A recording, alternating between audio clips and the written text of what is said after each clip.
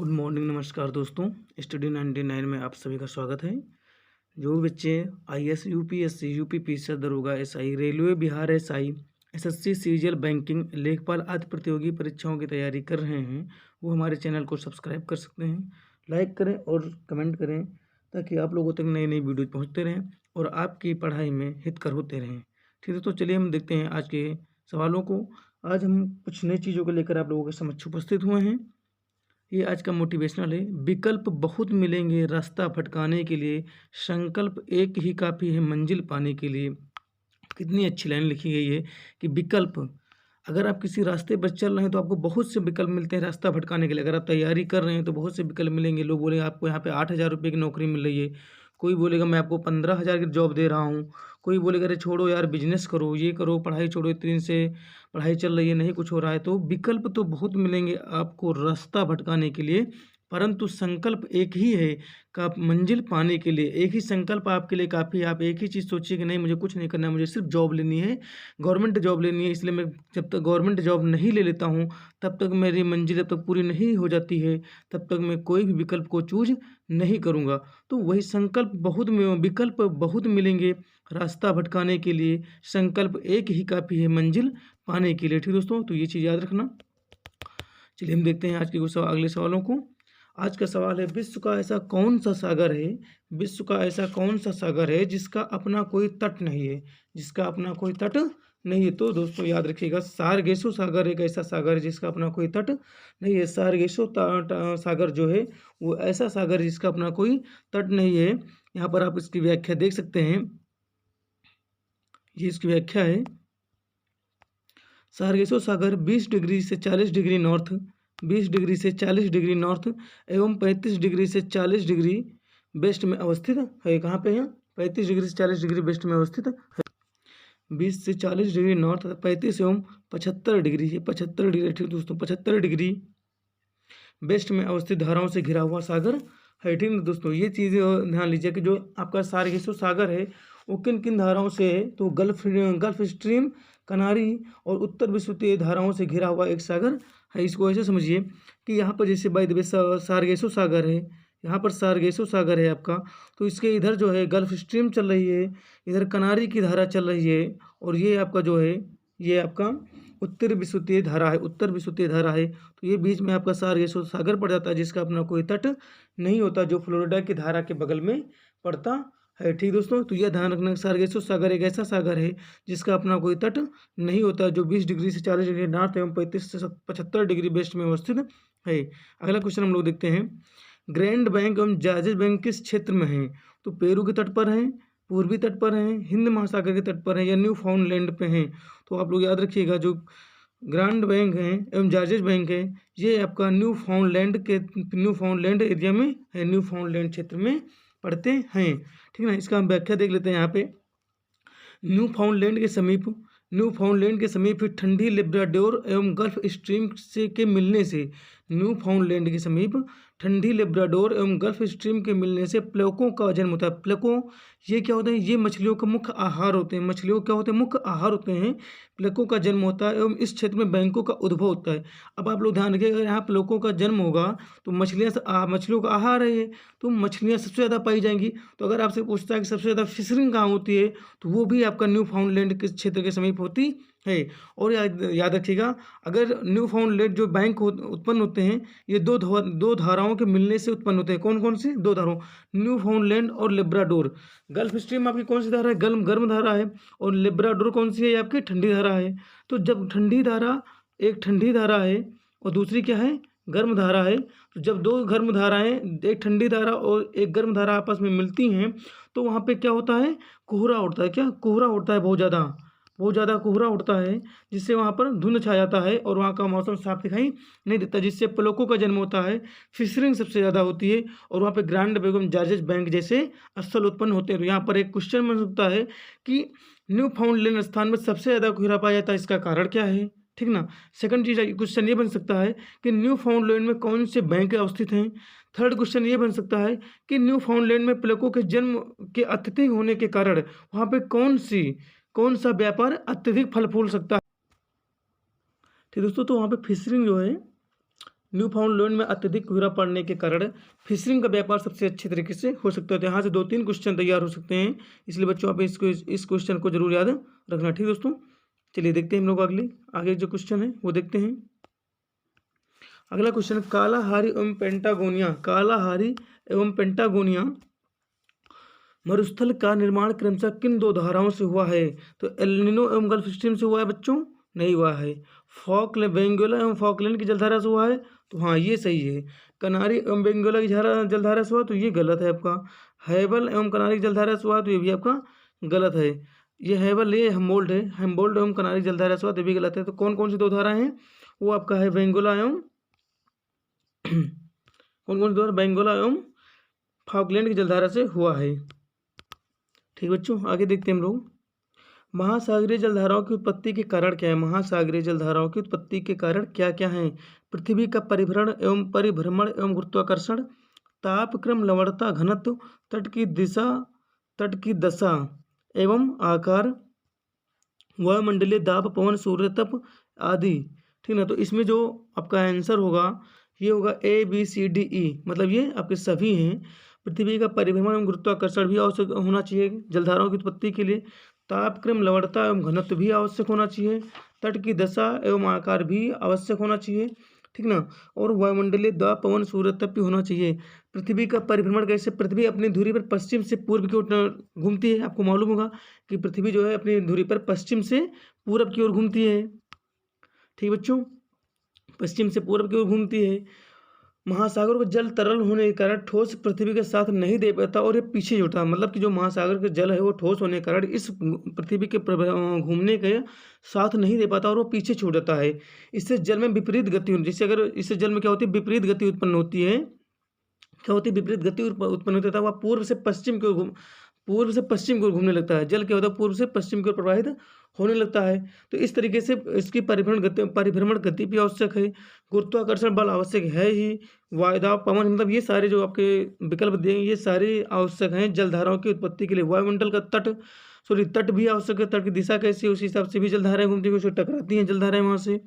अगला क्वेश्चन है, ये आपका एक प्रमुख ठंडी जलधाराएं जो है हमारे विश्व की, उसका एक कूट है, एक ट्रिक है जिससे हम पूरी जलधाराओं को याद कर सकते हैं। जैसे हम्बोले ग्रीन बगुला से क्यों केला फेंक रहा है? ये हम्बोले ग्रीन, हम बोले इसको ये भी बोल सकते हैं, हम बोले ग्रीन बगुला से क्यों केला फेंक रहा है। तो हम्बो से हो जाता है आपका हम्बोल्ट, ले से लेब्राडोर की जलधारा, ग्री से ग्रीनलैंड की धारा, बंगुला से बेंगोला की जलधारा, क्यू से क्यूराइल की जलधारा, एफ से फॉकलैंड की जलधारा, ए से अंटार्कटिका की जलधारा, के से कनारी की जलधारा। ठीक है ना, तो ये आपके क्वेश्चन के जो कुछ जलधाराएं हैं, प्रमुख ठंडी जलधाराएं हैं, वो आपने देखा। अब ये देख लीजिए ये जलधाराएं पाई कहाँ कहाँ जाती हैं। ठीक ना, तो ये भी जरूरी है कि ये जलधाराएं कहाँ कहाँ पाई जाती हैं। जिसे आपका है क्यूराइल की जलधारा। क्या है? क्यूराइल की जलधारा। तो ये जो क्यूराइल की जलधारा है ये आपका पाई जाती है कहाँ पे? तो ये देखते हैं हम लोग कौन सी धाराएं किस महासागर में पाई जाती हैं। जैसे आपका हम्बोल्ट की जलधारा कहाँ पाई जाती है? ये आपका पाई जाती है प्रशांत में। लेब्राडोर की जलधारा कहाँ पाई जाती है? अटलांटिक महासागर में। ग्रीनलैंड की जलधारा कहाँ पाई जाती है? ये भी आपका अटलांटिक में पाई जाती है। बेंगोला अटलांटिक में पाई जाती है। क्यूराइल की जलधारा प्रशांत में। क्यूराइल कहाँ पाई जाती है? प्रशांत में। फॉकलैंड अटलांटिक में। अंटार्कटिका जलधारा अटलांटिक में। और कनारी की जलधारा अटलांटिक में पाई जाती है। ठीक दोस्तों, यहाँ पे आप देख सकते हैं जो धाराएं हैं, जिसे आप यहाँ पर देख सकते हैं कौन सी धाराएं कहाँ पर पाई जाती हैं। जैसे और एक मेजर धारा ठंडी धारा और होती है जो पाई जाती है जैसे आपका कैलिफोर्निया, ये देखिए यहाँ पे कैलिफोर्निया धारा है, ये भी आपका प्रशांत महासागर में पाई जाती है। कहाँ पाई जाती है? प्रशांत महासागर में पाई जाती है कैलिफोर्निया की जलधारा।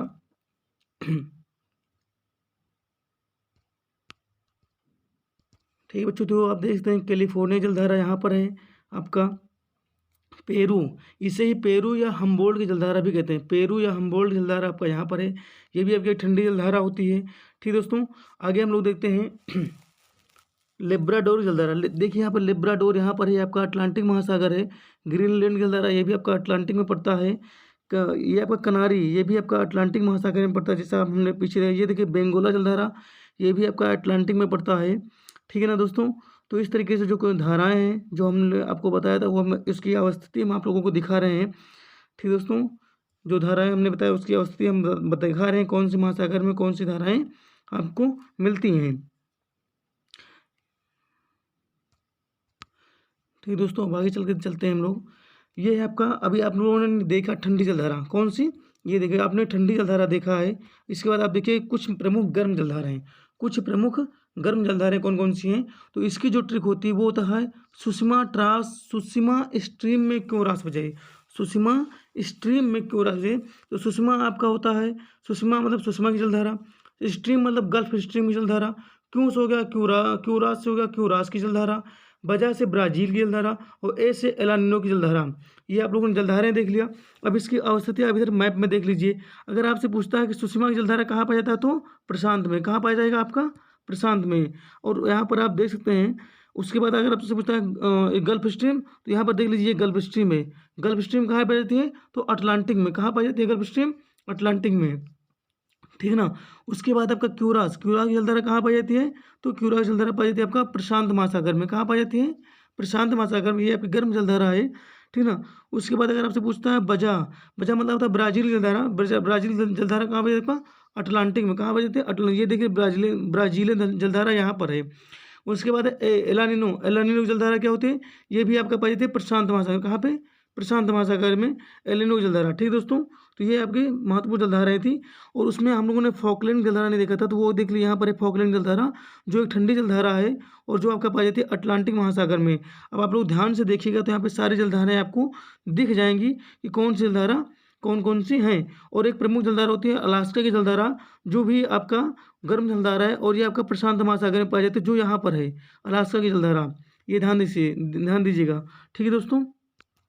ठीक है, तो इस तरीके से आप लोग देख सकते हैं कि जो भी जलधाराएं हैं वो आपके इधर मैप में दिख जाएंगी।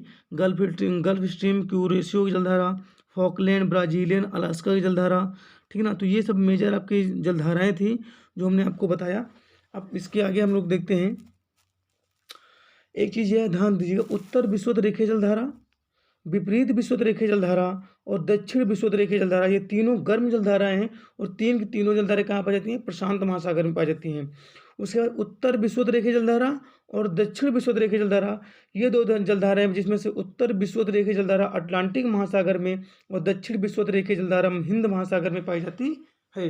तो ये चीज़ ध्यान रखना दोस्तों कि अगर आपसे पूछे उत्तर विषुवत रेखीय जलधाराएं किन किन महासागरों में पाई जाती हैं, तब तो आप लिखेंगे कि जो उत्तर विषुवत रेखीय जलधाराएं हैं वो आपका उत्तर प्रशांत महासागर में और अटलांटिक महासागर में पाई जाती हैं। अगर आपसे पूछे दक्षिण विषुवत रेखीय जलधाराएं कहाँ कहाँ पाई जाती हैं, तो आप लिखेंगे कि हिंद महासागर में और प्रशांत महासागर में पाई जाती हैं। अगर आपसे पूछे उत्तर विषुवत रेखीय, विपरीत विषुवत रेखीय और दक्षिण विषुवत रेखीय जलधाराएं कहाँ पाई जाती हैं, तो आप लिखेंगे क्या, प्रशांत महासागर में पाई जाती हैं।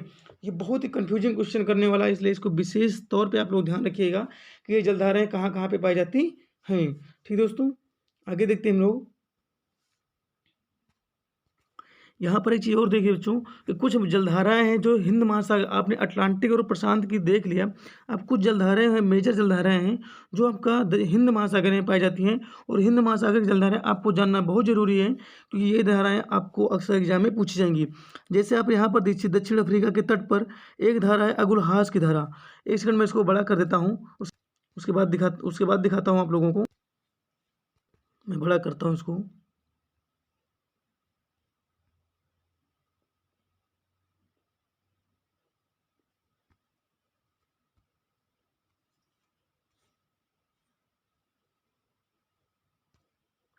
अब आप लोगों को दिख रहा होगा, यहाँ पर देखिए आपका जो हिंद महासागर में पाई जाने वाली जलधारा है, जैसे आपका है ओगलहास की जलधारा, ये आपका कहाँ पाई जाती है दक्षिण अफ्रीका के तट पर।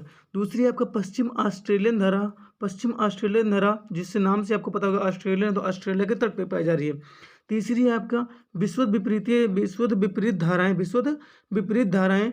उसके बाद आपका दक्षिण विश्व धाराएं। तो ये आपकी मेजर धाराएं थी जो आपकी हिंद महासागर में पाई जाती थी। कहाँ पे, हिंद महासागर में पाई जाती, जिसमें से दक्षिण विश्व जलधाराएं को छोड़ करके बाकी सभी धाराएं क्या हैं, गर्म जलधाराएं। क्या हैं, गर्म जलधाराएं। सिर्फ यही एक ऐसी जलधारा है जो क्या है, ठंडी जलधारा है, जो क्या है, ठंडी जलधारा है। बाकी सबकी इसमें एक जलधारा और पाई जाती है, इंपॉर्टेंट है, जो है आपका मोजाम्बिक जलधारा। कौन सी है, मोजाम्बिक जलधारा, जो इस मैप में नहीं दिया गया है, लेकिन आप लोग याद रखिए कि यहाँ पर एक जलधारा और पाई जाती है जिसका नाम है मोजाम्बिक।